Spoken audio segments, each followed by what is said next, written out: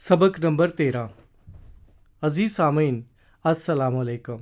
हम खुदावंद ताला के नाम से आपको खुश आमदीद कहते हैं, जो हमें इत्मीनान देता है और चाहता है कि हर शख्स सच्चाई की राह को समझे और उस पर चले जो उसने कायम की है, और इस तरह से उसे हकीकी इत्मीनान को पाले।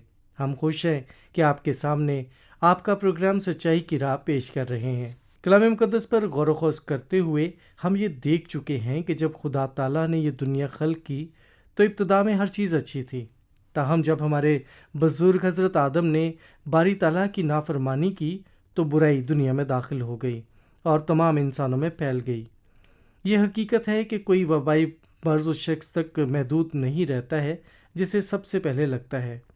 गुज़िश्ता प्रोग्राम में हमने हज़रत आदम से शुरू होने वाली दो नस्लों के मुतालिक सीखा था, एक काइन की नस्ल और दूसरी सीत की। काइन की नस्ल खुदा ताला पर ईमान ना लाई, ताहम सीत की नस्ल में ऐसे लोग थे जो खुदा ताला के कलाम पर ईमान रखते थे और उस पर अमल करते थे, और इसके नतीजे में अल्लाह ताला ने उनके गुनाह मुआफ़ कर दिए। सीत की नस्ल से एक शख्स का नाम हज़रत हनूक था। हज़रत हनूक के ज़माने में ज़्यादातर लोग नापाकी की ज़िंदगियाँ गुजारते हुए शैतान के पैरोकार बने हुए थे, लेकिन हज़रत हनूक अल्लाह ताला की पाकीज़गी में चलते थे। आज हम एक और नबी के मुतालिक सीखेंगे जो अपने ज़माने के बुरे और गुनहगार लोगों में अल्लाह ताला की मर्ज़ी के मुताबिक ज़िंदगी बसर कर रहे थे। वो नबी हज़रत नूह हैं। वो हज़रत हनूक के पड़पोते थे। हम सीख चुके हैं कि पहले वक्तों में लोगों की उम्रें आज के लोगों की निस्बत बहुत ज़्यादा होती थीं। क्या आप जानते हैं कि दुनिया में किसकी उम्र सबसे ज़्यादा हुई है? उस शख्स का नाम मोतसले है और वो हज़रत नूह का बेटा था। उसकी उम्र 969 साल हुई। मोतसले लमक का बाप था जो हज़रत नूह का बाप था। हज़रत नूह का बाप लमक उस लमक से मुख्तलिफ था जो काइन की नस्ल में से था और जिसके मुतालिक गुज़िश्ता प्रोग्राम में हमने सीखा था। हज़रत नूह हज़रत आदम से 10वीं पुश्त में थे। जब हज़रत नूह 500 साल के थे तो सिम, हाम और याफ्त के बाप थे। हमने हज़रत नूह के ताल्लुक़ से जो कुछ मुताला करने का मंसूबा बनाया है वो हमारे लिए बहुत मुफीद होगा, क्योंकि हज़रत नूह का ज़माना हमारे दौर जैसा ही था। उस वक्त दुनिया गुनाह से लबरेज़ हो गई थी। कलाम मुक़द्दस में लिखा है, ज़मीन पर इंसान की बदी बहुत बढ़ गई और उसके दिल के तसव्वुर और ख़्याल सदा बुरे ही होते हैं। हज़रत आदम की औलाद के दिल बुरे ख़्यालों, हराम कारियों, चोरियों, खूनरेज़ियों, ज़नाकारियों, लालच, बदियों, मकर, शहवत परस्ती, बदनज़री, बदगोई, शेखी और बेवकूफ़ी से भरे हुए होते हैं। इंसान दुनिया को बर्बाद कर रहे थे जो खुदा ने उनके लिए खल्क़ की थी। कई लोग मजहबी रुझान रखते थे, लेकिन ये महज दिखावे के लिए था। जिस्मानी खुशियाँ उनका देवता थीं और उनके गुनाह मुसलसल बढ़ रहे थे। गौर से सुने कि कलाम मुक़द्दस में पैदाइश की किताब के 6 बाब में क्या लिखा है। तब खुदावंद ने कहा कि मेरी रूह इंसान के साथ हमेशा मुज़ाहमत ना करती रहेगी, क्योंकि वो भी तो बशर है, तो भी उसकी उम्र 120 बरस होगी। और खुदावंद ने देखा कि ज़मीन पर इंसान की बदी बहुत बढ़ गई और उसके दिल के तसव्वुर और ख़्याल सदा बुरे ही होते हैं। तब खुदावंद ज़मीन पर इंसान को पैदा करने से मलूल हुआ और दिल में गम किया, और खुदावंद ने कहा, मैं इंसान को जिसे मैंने पैदा किया रुए ज़मीन से मिटा डालूँगा, इंसान से लेकर हैवान और रेंगने वाले जानदारों और हवा के परिंदों तक, क्योंकि मैं उनके बनाने से मलूल हूँ। लिहाजा हम पढ़ते हैं कि खुदा ताला ने किस तरह हज़रत आदम की औलाद को ज़मीन पर से मिटाने का मंसूबा बनाया, क्योंकि वो बुरे हो गए थे। लेकिन हमने ये भी पढ़ा है कि अपने रहम में उसने गुनाहगार लोगों को मज़ीद 120 साल दिए ताकि वो तौबा कर लें और हलाक ना हो। ताहम जब ये वक्त गुज़र गया तो अल्लाह ताला ने हर उस शख्स को सज़ा दी जिसने तौबा करने और उसकी सच्चाई की राह को कबूल करने से इनकार कर दिया था। अल्लाह ताला ने 120 साल का वक्त दिया। इससे हम उसके किरदार के मुतालिक कुछ सीख सकते हैं कि वो बहुत सब्र करने वाला है, लेकिन उसके सब्र की एक हद है। वो गुनाहगार इंसान से हम कलाम होता और कोशिश करता है कि वो तौबा करे, लेकिन वो हमेशा ऐसा नहीं करता रहना चाहता। इसलिए हज़रत नूह के ज़माने में उसने फरमाया, मेरी रूह इंसान के साथ हमेशा मुज़ाहमत ना करती रहेगी, क्योंकि वो भी तो बशर है, तो भी उसकी उम्र 120 बरस होगी। लिहाजा हम देखते हैं कि खुदा ताला ने किस तरह गुनाहगार इंसानों से ایک وقت تک تحمل سے پیش آنے کا منصوبہ بنایا، اور اگر وہ اس وقت تک توبہ نہ کریں تو وہ اسے سزا دے گا۔ اس بات میں ہم اللہ تعالیٰ کی دو صفتیں دیکھ سکتے ہیں، اس کا صبر اور اس کا غضب۔ خدا تعالیٰ بھلا ہے اور بہت صبر کر سکتا ہے، لیکن وہ پاک بھی ہے اور بہت غصے میں آ سکتا ہے۔ بعض لوگ اللہ تعالیٰ کے متعلق سوچتے ہیں کہ وہ ایک بڑی سی چھڑی لے کر ان لوگوں پر نظریں جمائے رکھتا ہے جو بہت جلد غصے میں آ جاتا ہے، اور لوگوں کو مارنے اور سزا دینے سے اسے خوشی ملتی ہے۔ لیکن خدا تعالیٰ ایسا نہیں ہے، اور کچھ لوگوں کا خیال ہے کہ باری تعالیٰ کو کبھی غصہ نہیں آتا اور وہ لوگوں کے گناہ معاف کرنا بھول جاتا ہے۔ وہ صرف یہ جانتے ہیں کہ خدا تعالیٰ مہربان ہے، لیکن خدا تعالیٰ ایسا بھی نہیں۔ کلام مقدس میں اللہ تعالیٰ کے کردار کے متعلق ہمیں سچائی ملتی ہے، اور کلام مقدس ہمیں آگاہ کرتا ہے۔ وہ اس لیے مہربان اور رحیم ہے کیونکہ وہ گناہ گاروں سے صبر سے پیش آتا ہے، لیکن وہ راست باز اور پاک بھی ہے، اس لیے اسے ان کے گناہوں پر غصہ بھی آتا ہے۔ خدا تعالیٰ نجات دینے والا اور ایک منصف ہے۔ انبیاء کرام نے اللہ تعالیٰ کے صبر اور غضب کے متعلق بہت کچھ لکھا ہے۔ آئیں سنیں کلام مقدس میں انہوں نے کیا لکھا ہے۔ یہ خاص بات تم پر پوشیدہ نہ رہے کہ خداوند کے نزدیک ایک دن 1000 برس کے برابر ہے، اور 1000 برس ایک دن کے برابر۔ خداوند اپنے وعدے میں دیر نہیں کرتا جیسی دیر بعض لوگ سمجھتے ہیں، بلکہ تمہارے بارے میں تحمل کرتا ہے، اس لیے کہ کسی کی ہلاکت نہیں چاہتا، بلکہ چاہتا ہے کہ سب کی توبہ تک نوبت پہنچے۔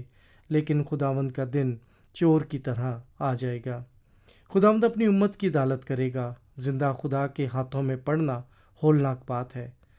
خبردار، اور اس کہنے والے کا انکار نہ کرنا، کیونکہ ہمارا خدا بھسم کرنے والی آگ ہے۔ زبور شریف میں لکھا ہے، خداوند صادق منصف ہے، بلکہ ایسا خدا جو ہر روز قہر کرتا ہے۔ اگر آدمی باز نہ آئے تو وہ اپنی تلوار تیز کرے گا۔ خدا ایسے لوگوں کی عدالت کرے گا، اور اس کی عدالت حق کے مطابق ہوتی ہے۔ اے انسان، تو یہ کیا سمجھتا ہے کہ تو خدا کی عدالت سے بچ جائے گا، یا تو اس کی مہربانی اور تحمل اور صبر کی دولت کو ناچیز جانتا ہے؟ اور میں سمجھتا ہوں کہ خدا کی مہربانی تجھے توبہ کی طرف مائل کرتی ہے، بلکہ تو اپنی سختی اور غیر تائب دل کے مطابق اس قبر کے دن کے لیے اپنے واسطے غضب کما رہا ہے، جس میں خدا کی سچی عدالت ظاہر ہوگی۔ وہ ہر ایک کو اس کے کاموں کے موافق بدلہ دے گا۔ خدا تعالیٰ کا غضب انسان کے غضب جیسا نہیں۔ انسان کو بہت غصہ آ سکتا ہے، لیکن اس کا غصہ آہستہ آہستہ ختم ہو جاتا ہے، حتیٰ کہ وہ یہ بھی بھول جاتا ہے کہ اسے کس بات پر غصہ آیا تھا۔ لیکن اللہ تعالیٰ کا غضب ایسا نہیں۔ وقت گزرنے کے ساتھ اس کا غصہ کم نہیں ہوتا۔ وہ صادق منصف ہے، اور وہ کوئی بات نہیں بھولتا۔ جو لوگ توبہ کرنے سے انکار کر دیتے ہیں، ان کے لیے اس کا غصہ ختم نہیں ہوتا بلکہ بڑھتا جاتا ہے۔ کلام مقدس میں ابھی ہم نے جو حوالہ پڑھا تھا اس میں بھی یہی بات ہے۔ اس قبر کے دن کے لیے اپنے واسطے غضب کما رہا ہے۔ حضرت نوح کے زمانے کے لوگ بھی اپنے لیے غضب کما رہے تھے، تاہم ان میں سے ایک ایسا شخص تھا جو پورے دل سے خدا سے محبت رکھتا اور اس کے کلام کا یقین کرتا تھا۔ وہ شخص حضرت نوح تھے۔ اس لیے کلام اقدس میں لکھا ہے، مگر نوح خدا کی نظر میں مقبول ہوا۔ نوح مرد راست باز اور اپنے زمانے کے لوگوں میں بے عیب تھا، اور نوح خدا کے ساتھ ساتھ چلتا رہا۔ اللہ تعالیٰ نے حضرت نوح پر اپنا کرم کیوں ظاہر کیا؟ کیا وہ خدا تعالیٰ کے کرم کے معیار پر پورا اترتے تھے؟ اس کرم کے مطابق جو معیار کے مطابق ہو وہ کرم نہیں ہوتا۔ کرم کا مطلب ہے وہ بخشش جس کا کوئی حقدار نہ ہو۔ باری تعالیٰ نے کیوں حضرت نوح پر کرم کیا لیکن دوسرے لوگوں پر نہیں؟ کلام مقدس میں اس کے متعلق کیا لکھا ہے؟ کلام مقدس ہمیں بتاتا ہے کہ حضرت نوح خدا تعالیٰ کے کلام پر ایمان لائے۔ انہوں نے خدا تعالیٰ کے وعدے پر یقین کیا کہ وہ گناہ گاروں کو بچانے کے لیے دنیا میں ایک بچانے والا بھیجے گا۔ حضرت آدم کی تمام اولاد کی طرح حضرت نوح کے اندر بھی گناہ تھا، لیکن اللہ تعالیٰ نے انہیں ایک راست باز شخص شمار کیا، کیونکہ وہ اللہ تعالیٰ پر ایمان لاتے تھے اور وہ اس پر ایمان رکھتے تھے، اور اپنے گناہوں کے لیے اس کے حضور قربانی پیش کی تھی جسے خدا تعالیٰ نے انہیں حکم دیا تھا۔ لہذا کلام مقدس میں لکھا ہے، نوح مرد راست باز اور اپنے زمانے کے لوگوں میں سے بے عیب تھا۔ ایک دن اللہ تعالیٰ نے حضرت نوح سے فرمایا، تمام بشر کا خاتمہ میرے سامنے آ پہنچا ہے، کیونکہ ان کے سبب سے زمین ظلم سے بھر گئی۔ سو دیکھو، میں زمین سمیت ان کو ہلاک کر دوں گا۔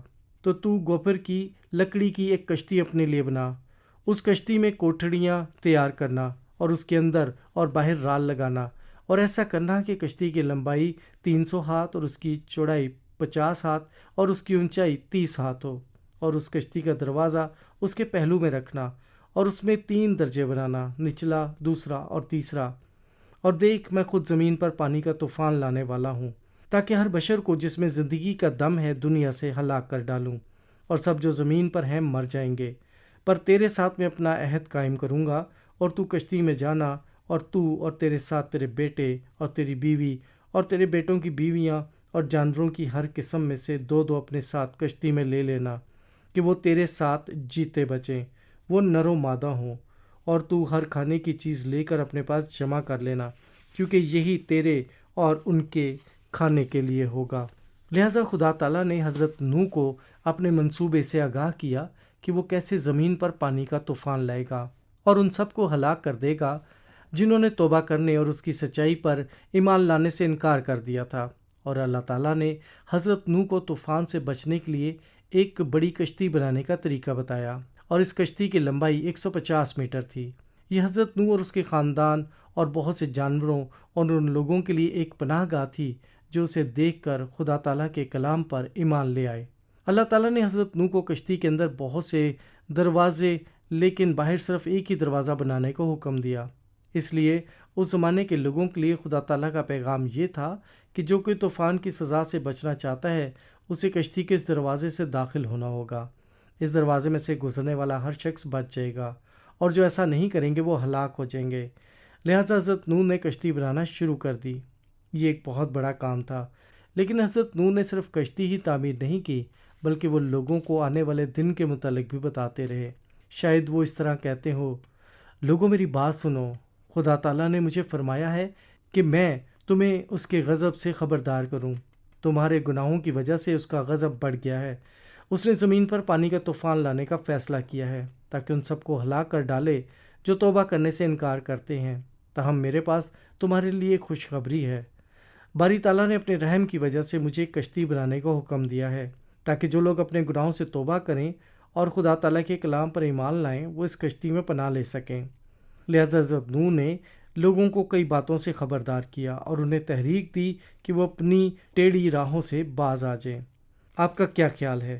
کیا حضرت نوح کے زمانے کے لوگ خدا تعالیٰ کے کلام پر ایمان لے آئے جو اس نے اپنے نبی کے وسیلے سے ان سے کیا تھا؟